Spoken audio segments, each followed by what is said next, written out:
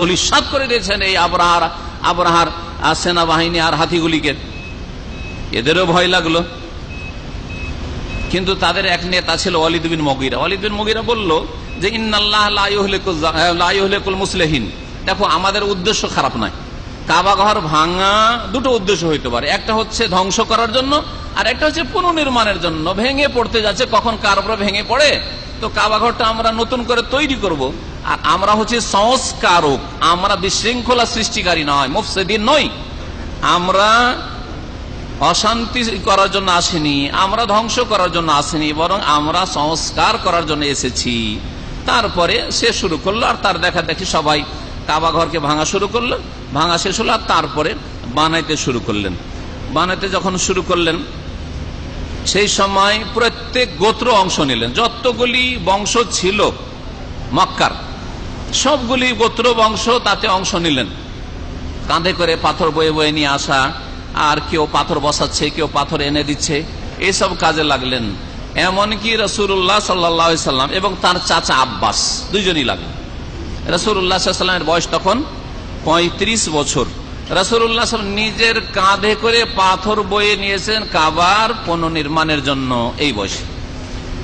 কাবার নির্মাণে রাজমিস্ত্রি, যে মেন রাজমিস্ত্রি ছিল, সে ছিল একজন রোম দেশের লোক, রোমান। আর রোম মানে ইউরোপের, যার নাম বাকুম ছিল। যখন পয়সা কমে গেল, বললাম যে পয়সা কমে গেল, তখন ছোট করে দেওয়া হয়েছিল। কতটুকু কমিয়ে দেওয়া হয়েছিল? ফাখরাজু মিনহা নাহওয়া সিত্তাতা আজরাইন, 6 হাত আনুমানিক কমিয়ে দেওয়া হলো। মিন জিহাতি শিমাল, উত্তর দিক দিয়ে, মদিনার দিকে আছে, দেখবেন মদিনার দিকে, তাই না? আর মদিনা হচ্ছে মক্কা থেকে উত্তর দিকে, আর ইয়ামান হচ্ছে দক্ষিণ দিকে। তাহলে রুকনে ইয়ামানি আর হাজরে আসওয়াদ আছে তার ঠিক অপোজিটে যে অংশটুকু আছে মানুষ সমান উঁচা করে ঘেরা, সেই জায়গাটিকে বাদ দিয়ে দিল ইব্রাহিম আলাইহিস সালামের বুনিয়াদ থেকে। ভালো করে শুনে রাখেন যে ইব্রাহিম আলাইহিস সালামের কাবা ঘর পুরোটাকে নিয়েছিল, সেই বুনিয়াদের ওপর বর্তমানে কাবা ঘর নেই। পরে একবার খলিফা প্রখ্যাত সাহাবী আব্দুল্লাহ বিন জুবাইর রাদিয়াল্লাহু তাআলা আনহু ইব্রাহিম আলাইহিস সালামের বুনিয়াদের উপর কায়েম করেছিলেন। বড় আকাঙ্ক্ষা ছিল, নবী সাল্লাল্লাহু আলাইহি সাল্লামের আকাঙ্ক্ষা ছিল, কিন্তু করতে পারেন নাই। নবী সাল্লাল্লাহু আলাইহি ওয়াসাল্লাম আয়েশাকে একবার বলছেন যে দেখো, লাউলা হাদাসাতু কওমিকি বিল কুফরে লাহাদামতুল কাবাতা ওয়ালা বানাইতু আলা কওয়াইদ ইব্রাহিম।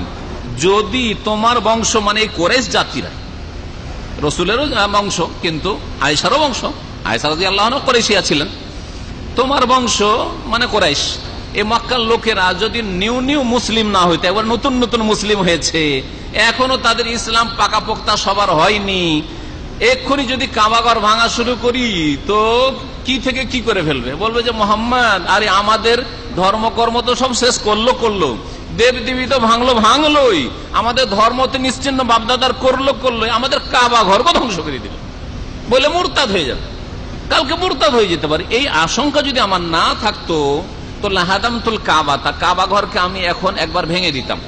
ভেঙে দেওয়ার পরে ওয়ালা বানাইতু আলা কওয়াইদ ইব্রাহিম, ইব্রাহিম আলাইহিস সালামের ভিত্তির ওপর ভিত্তি রেখে তার মতো সেই সমান করে আমি কাবা ঘরকে আবার নির্মাণ করতাম, যাতে করে ইব্রাহিম আলাইহিস সালামের বুনিয়াদের ওপর হয়। এই আকাঙ্ক্ষা রাসূলুল্লাহ সাল্লাল্লাহু আলাইহি ওয়াসাল্লাম করেছিলেন, কিন্তু বাধা কি ছিল? বাধা ছিল জাতির কুফরি, জাতির গুমরাহি, জাতির বিভ্রান্তি। তাহলে এই একটা হিকমত, যারা ইসলাম প্রচারের কাজ করবেন, যারা দাওয়াতের কাজ করবেন, দেশে গিয়ে হক কথা তুলে ধরবেন, এই হিকমত অবশ্যই অবলম্বন করতে হবে। আপনাকে সব জায়গায় সব কথা বলা যাবে না, সব জায়গায় একই রকম ভাষায় কথা বলা যাবে না। আপনি যেই ভাষা আপনার ছেলেদের সাথে বলছেন, সেই ভাষা আপনি ভাতিজার সাথে বলবেন, সেই ভাষায় আপনি গ্রামের অন্যান্য ছেলেদের সাথে বলবেন, যেই ভাষায় আপনি আপনার অধীনস্থ লোকদের গ্রামে, আপনি ধরেন একটু যাদের লোক, নেতৃস্থানীয় ব্যক্তির গ্রামের অধীনস্থ লোকদের বা আপনার চাইতে যারা জুনিয়র লোক, তাদের সাথে যেই ভাষায় আপনি সম্বোধন করছেন, একটা চেয়ারম্যান, একটা এমপি, একটা দেশের রাষ্ট্রনেতা, তার সাথে ওই ভাষায় কথা বলবেন, কাম ভালো হবে না, বিগড়ে যাবে, আরো ক্ষয়ক্ষতি ইসলামের হবে। আপনি ইসলাম প্রচার করলেন না, ইসলামের ক্ষয়ক্ষতি করলেন। উদ্দেশ্য আপনার ছিল ইসলাম প্রচার করা, তো যেখানে যেভাবে ইসলাম পৌঁছালে ইসলাম পৌঁছিবে আর ইসলামের প্রচার প্রসার ঘটবে, ওইভাবে ইসলামের কথা পৌঁছাতে হবে। লুকিয়ে রাখার নাম হিকমত নয়। যেমন আমাদের কিছু মুসলিম ভাইরা আর কিছু মুসলিম বক্তারা বলে থাকে যে সব জায়গায় সব কথা বলতে হবে না, মানে চিরকাল বলতে হবে না। চিরকাল বলতে হবে না কথা নাই, বলতে হবে, কিন্তু সবটার সময়কাল আছে। একসাথে সবগুলি কথা বলতে হবে না, একসাথে সবগুলি কথা বলতে হবে না। যেমন এর আগে আমি বলেছি, একটা নতুন মুসলমান আজকে হলো, আর ওটা যে টাকনার নিচে কাপড় আর মুখ দিয়ে ওগুলো বিড়ি সিগারেট গন্ধ আছে, কালিমা পড়াইলাম, 5 ওয়াক্ত নামাজ শিখালাম, সাথে সাথে বলছি যে আপনার মুখ দিয়ে গন্ধ আসছে। না, এটা ঘৃণা ছড়িয়ে দিলাম, ঘৃণা ছড়িয়ে দিলাম না, এটা ভালো কাজ হলো না।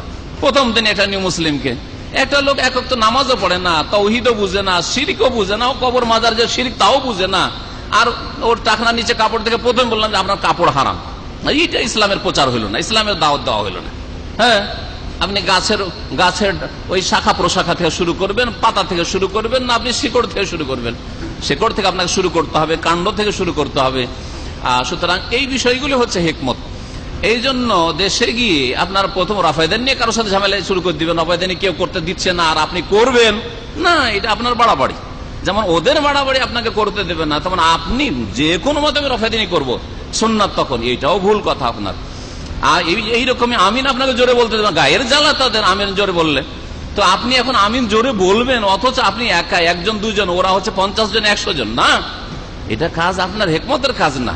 হেকমতের কাজ হচ্ছে যে ওদের মধ্যে বড় বড় শিরক আছে, বিদাত আছে, নওয়াইতর বিদাত আছে, মিলাদের বিদাত আছে, শবে বরাতের বিদাত আছে, ওই মাজারে চাদর চড়ার বিদাত বরং শিরক আছে, তাবিজের শিরক আছে।